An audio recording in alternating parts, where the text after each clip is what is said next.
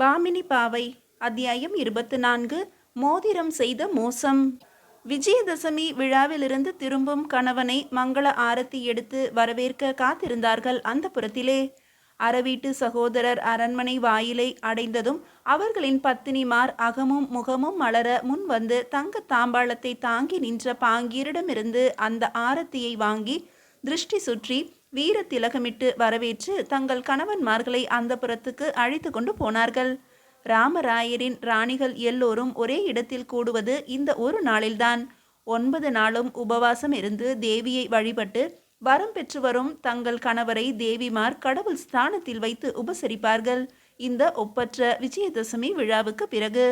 ராமராயரை நவரத்தினங்கள் வைத்து இழைக்கப்பட்ட இருக்கை ஒன்றில் அமர்த்தி சூழ்ந்து கொண்டார்கள் அவரது பத்தினிகள். திருமலாம்பாள், தெய்வ சிந்தாமணி, சத்யபாமா, சுபத்திரா, மித்ரவிந்தா, ஜாம்பவதி, ராதா, மோகினி, காமவாரிணி என்று இப்படி ராமராயரின் ராணிகள் அத்துணை பேருமே அங்கு வருகை தந்திருந்தார்கள். புண்ணிய தீர்த்தங்களில் இருந்து கொண்டு வரப்பட்ட புனித நீர் பொற்குடங்களில் வைக்கப்பட்டிருந்தன அபிஷேகத்துக்காக. வாசனை திரவியங்களும் பாலும் பழமும் பன்னீரும் பாங்காக இடம்பெற்றிருந்தன. மங்கள ஸ்நானத்துக்கு பிறகு அணிந்து கொள்ள ஆடை ஆபரணங்களை அழகாக அடுக்கி வைத்திருந்தார்கள்.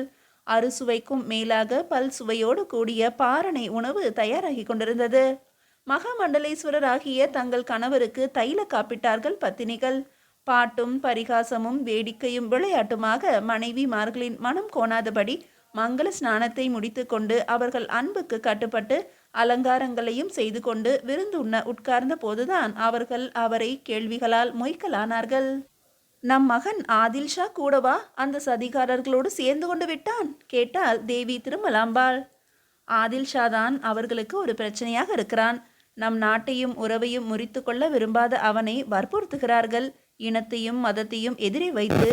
இன்று வரை அவன் நம் எதிரி அல்ல, நாளை எப்படியோ என்றார் ராமராயர்.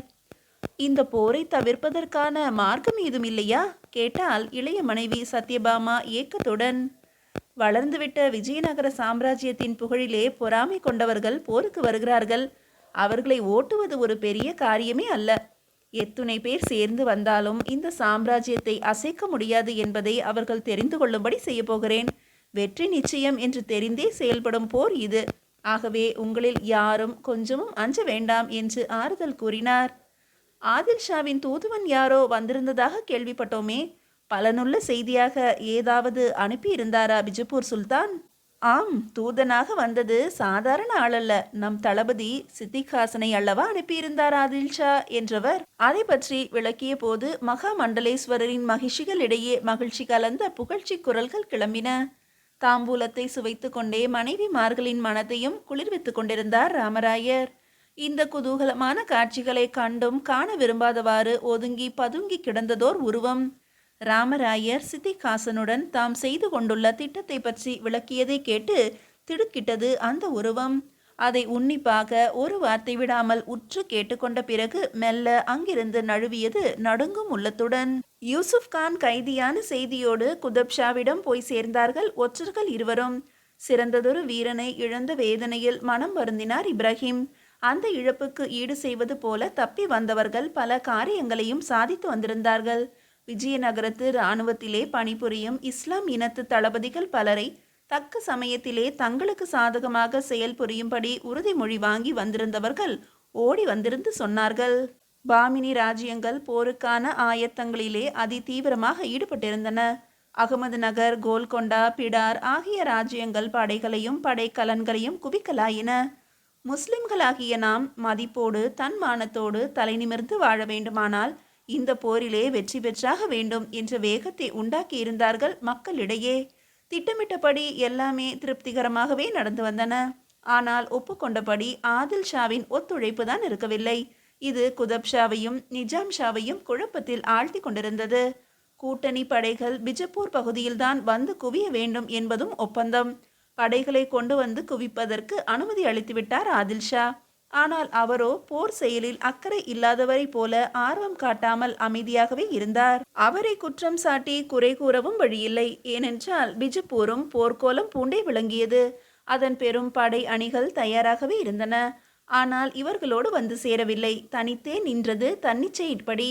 படைபலத்தில் மட்டுமல்லாது பல விதங்களிலும் பலம் பெற்ற பிஜப்பூரை ஒதுக்கிவிட்டு ஒன்றும் செய்வதற்கில்லை. ஆகவே நிஜாம் ஷாவும் குதுப் ஷாவும் எப்படியாவது ஆதில் ஷாவை தங்களுக்கு சாதகமாக்கிக் கொள்ளுவதற்கான வழிவகைகளை பற்றியே யோசித்துக் கொண்டிருந்தார்கள்.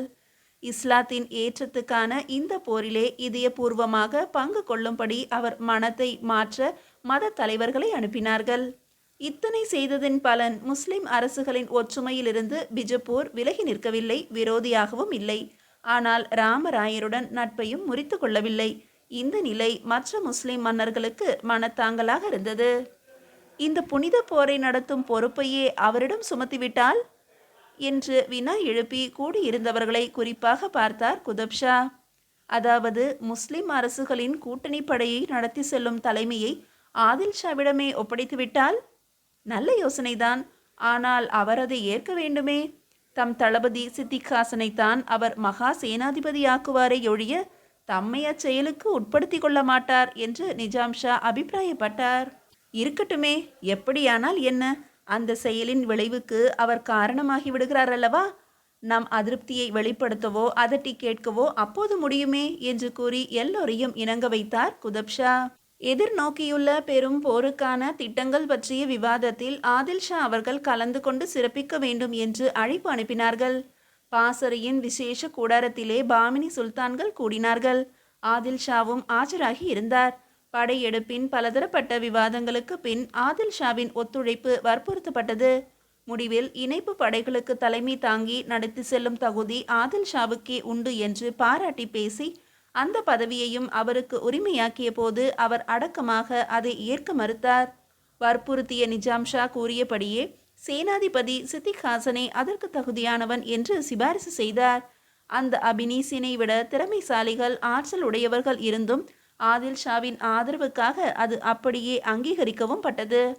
பழி தீர்த்து கொள்ள தருணத்தை எதிர்பார்த்திருந்த சித்திக் ஹாசன் இந்த முடிவினால் பூரித்து போனான்.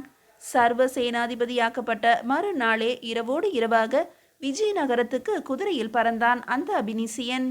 அறவீட்டாருடன் ஒரு அந்தரங்கமான உடன்படிக்கை செய்து கொண்டு திரும்பினான். சுல்தான் ஆதில் ஷாவிடம் தனக்குள்ள சலுகையை தவறாக பயன்படுத்தி கொண்டு ஒரு சதி திட்டத்தையே உருவாக்கி கொண்டு வந்தான் அந்த அபினீசியன். இந்த விவரம் ஆதில் ஷாவுக்கும் தெரியாது. ராமராயரோ அது ஆதில் ஷாவின் திட்டம் என்றே நம்பினார். விஜயநகரம் போர்க்கோலம் பூண்டிருந்தது. பெரும் போரின் முற்றுகைக்கான திட்டங்கள் எல்லாம் வகுத்துவிட்டார் ராமராயர்.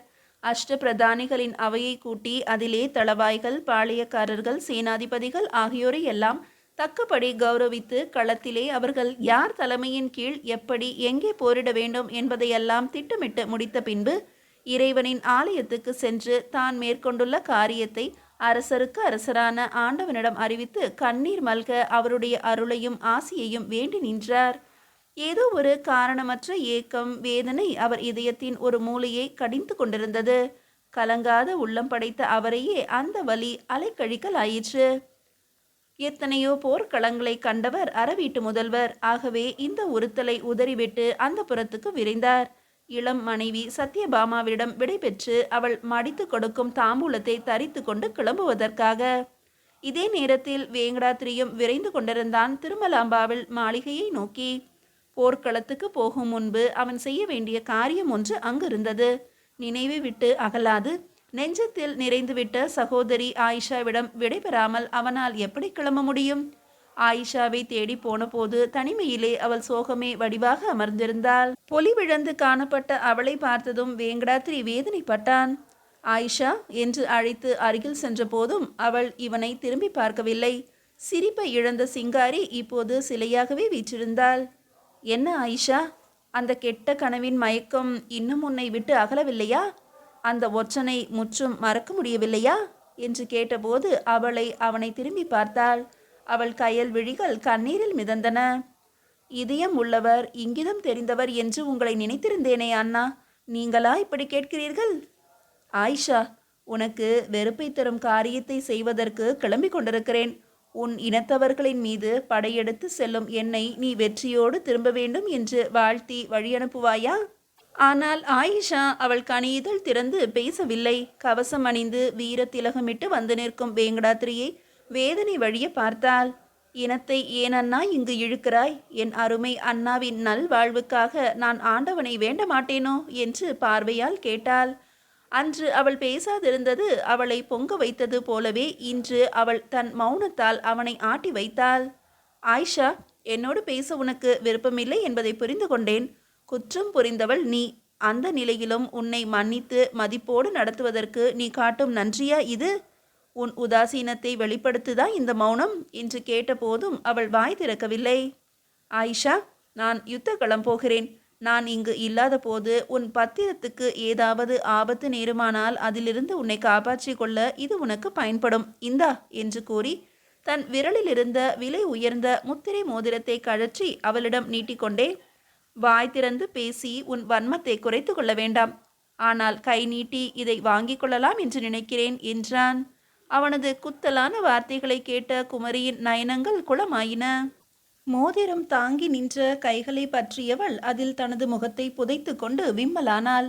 அவளது அழுகை அவனது நெஞ்சை நெகிழ்த்தி விட்டிருக்கும். கத்திக்கு கலங்காதவன் கண்ணீரிலே கரைந்து போனான். வாஞ்சையுடன் அந்த வடிவழகியின் வதனத்தை நிமிர்த்தினான். சகோதரி, உன் உணர்ச்சிகளை நான் அறிவேன். ஆனால் இன்றுள்ள நிலையில் ஏதும் செய்ய முடியாதவனாக இருக்கிறேன்.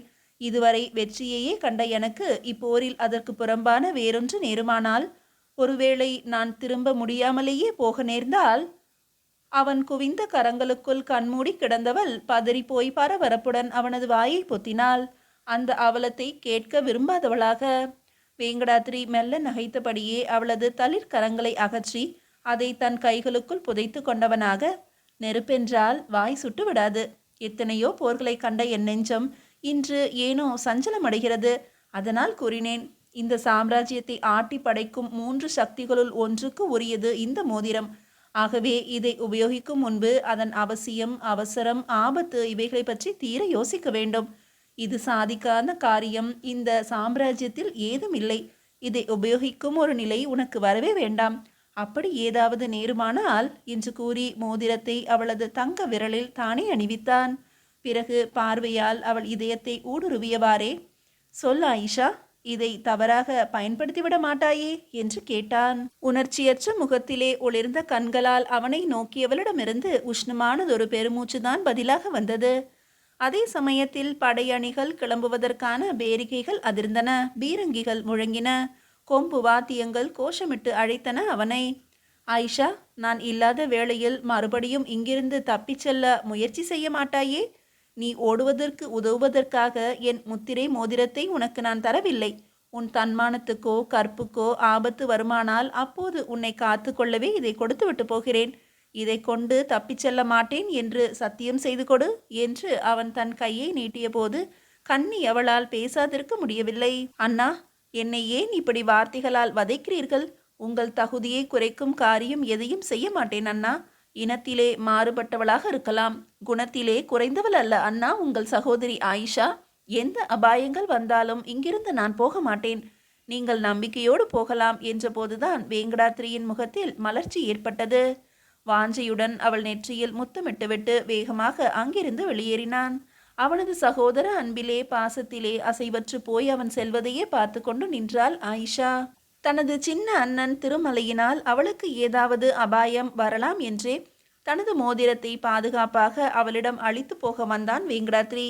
சமீப காலமாக எந்த போரிலும் திருமலையை களத்துக்கு அழைத்து செல்லாத பெத்தண்ணா இந்த போரிலும் அப்படியே செய்வார் என்று எண்ணினான். ஆனால் ராமராயரோ இம்முறை வேறு விதமாக முடிவு செய்திருந்தார்.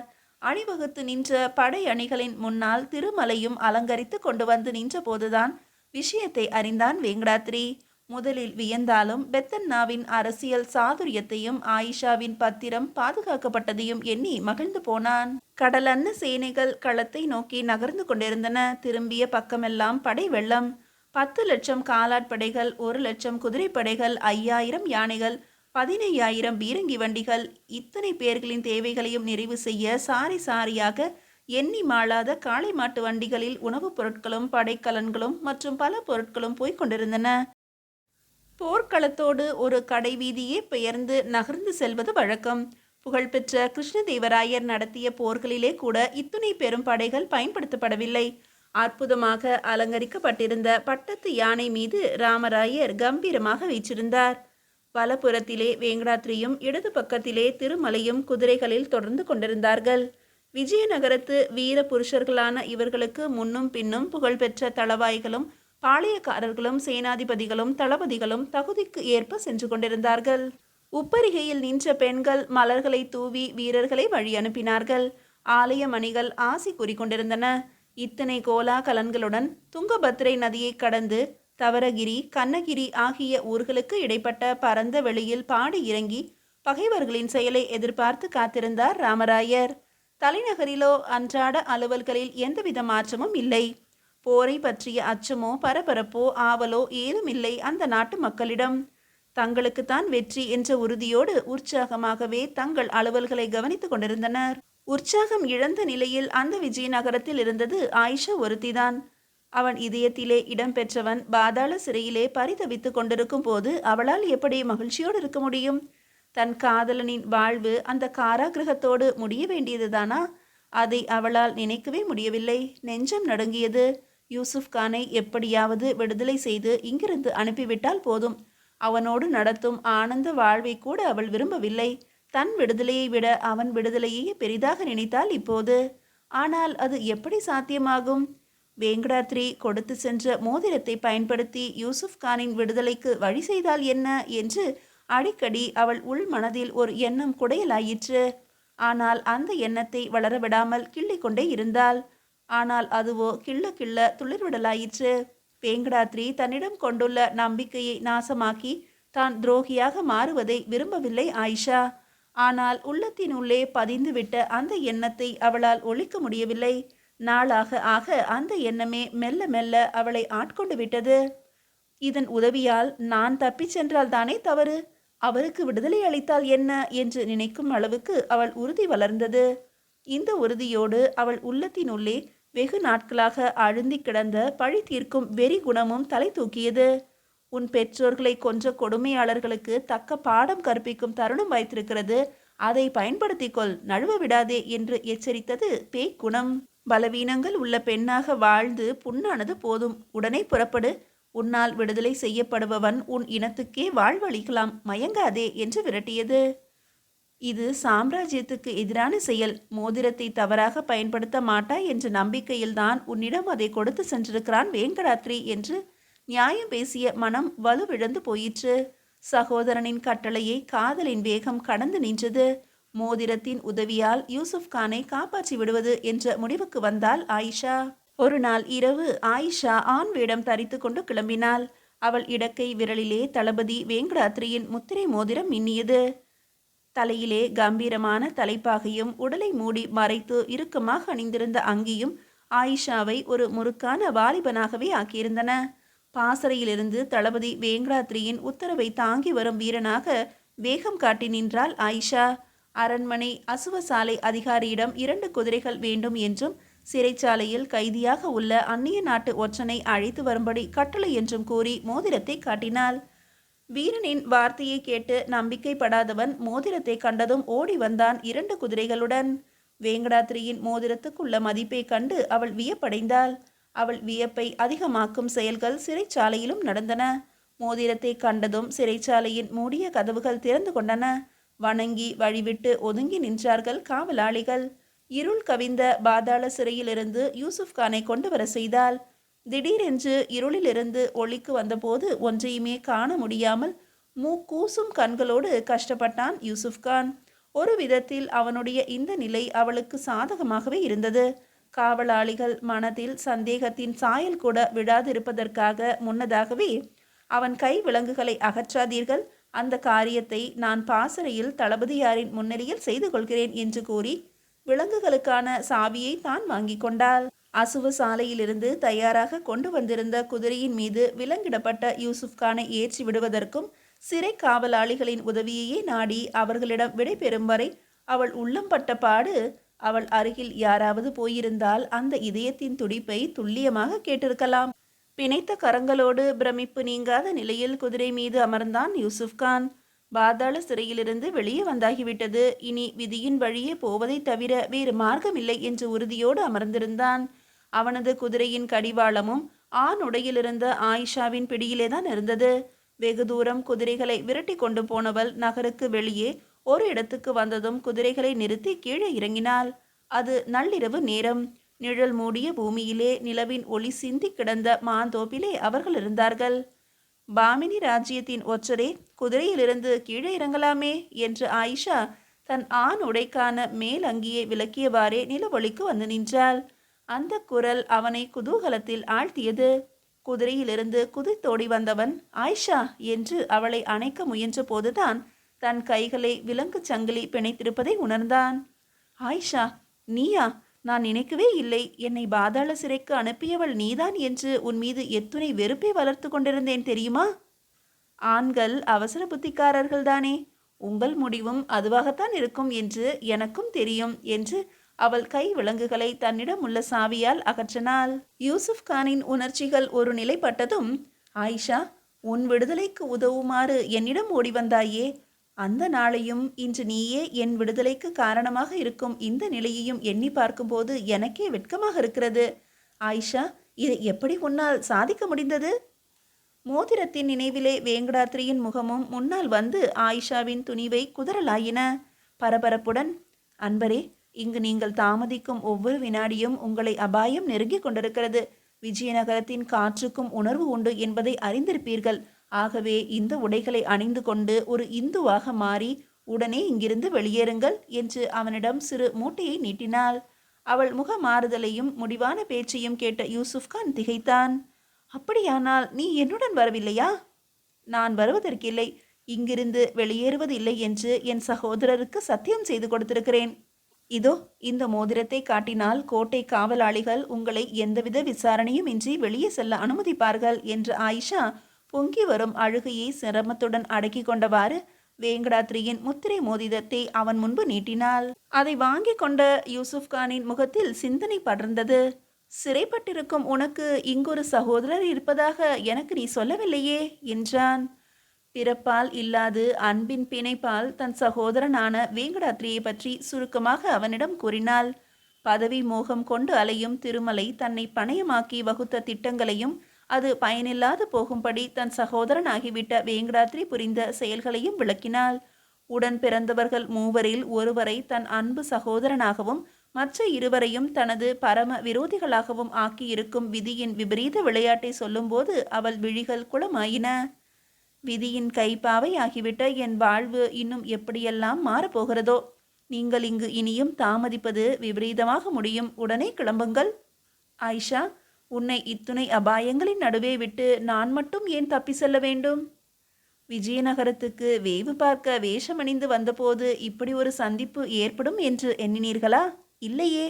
அப்படி இருக்க இப்போது நான் இல்லாமல் நீங்கள் இங்கிருந்து செல்ல தயங்குவது நியாயமில்லை. நான் இங்கிருந்து கிளம்புவதை விட நீங்கள் அங்கு போவது முக்கியம்.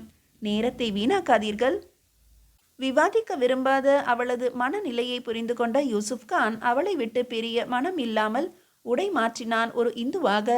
விஜயநகரத்திலே இந்தியர்களிலும் பலர் அழகுக்காக முஸ்லிம்களைப் போல இளம் தாடியை வளர்த்து கொள்வது வழக்கமாதலால் யூசுப் கானின் அழகு தாடி அவன் ஏற்ற வேஷத்துக்கு பொருத்தமாகவே இருந்தது. உருமாறிய பிறகும் குதிரை ஏறாமல் ஆயிஷாவையே நீர் திரையிட்ட கண்களால் பார்த்து கொண்டு நின்றான். அவன் உள்ள குறிப்பு அறிந்தவள், காதலரே, ஏன் இப்படி கலங்குகிறீர்கள்?